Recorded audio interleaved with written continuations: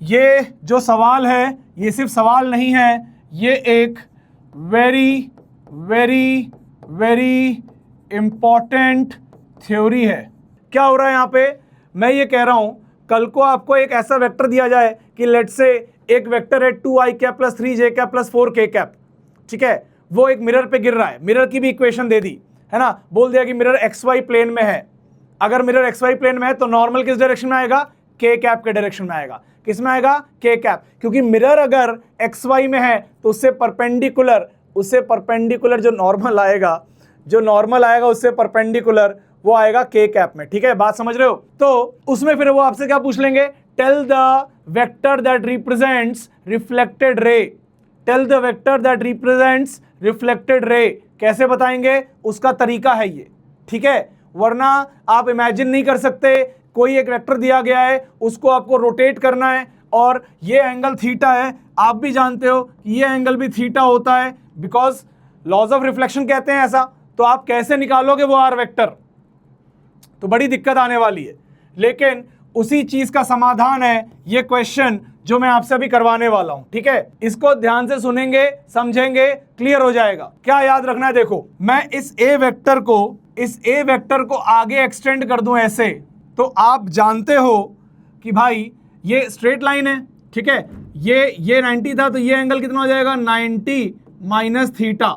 तो भाई ये वाला भी कितना हो जाएगा, 90 माइनस थीटा हो जाएगा। आप चेक कर सकते हो। अगर इन दोनों का मैग्नीट्यूड सेम है, यूनिट वेक्टर है दोनों, तो ये दोनों जो हैं अगर सेम एंगल पे हैं तो this will become a straight line यहाँ पे। और ये अगर वेक्टर बना दूं तो ये वेक्टर का जो डायरेक्शन आएगा that will be N cap के डायरेक्शन में। ऊपर की तरफ एक वेक्टर बनेगा एन कैप के डायरेक्शन में। और let me call this point as a, let me call this point as b, let me call this point as c, ताकि मैं आपको बता सकूं कि a B vector plus b C vector should give you a C vector.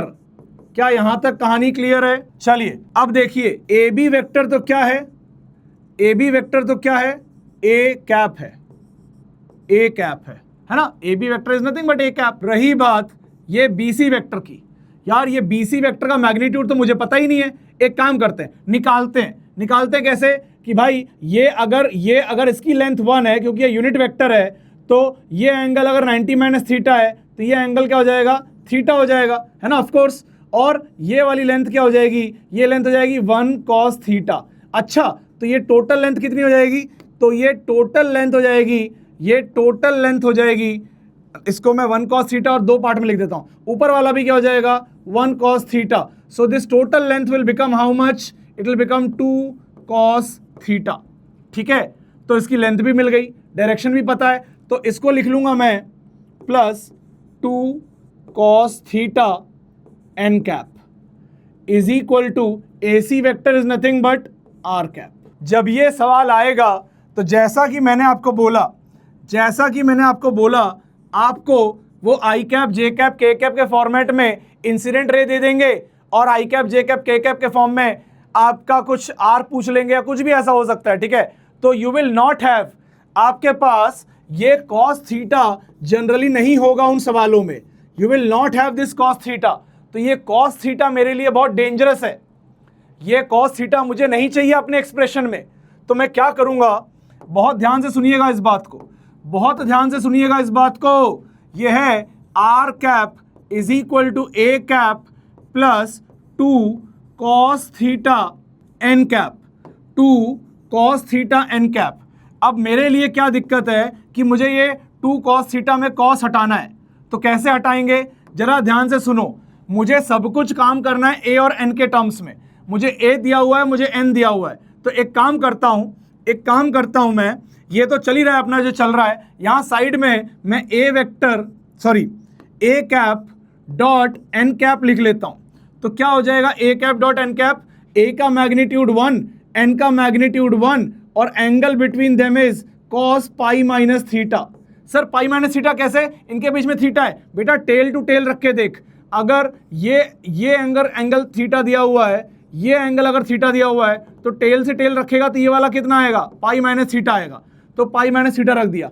इससे मुझे क्या मिला, इससे मुझे मिला कि भैया a cap dot n cap is equal to minus cos of theta. क्या मिल गया? Minus cos theta. तो कॉस थीटा को क्या बोलेंगे? Minus a vector sorry a cap dot n cap. ठीक है, तो मुझे कॉस थीटा मिल गया। इस कॉस थीटा को उठा के मैं यहां रखूंगा और क्या आएगा? R cap is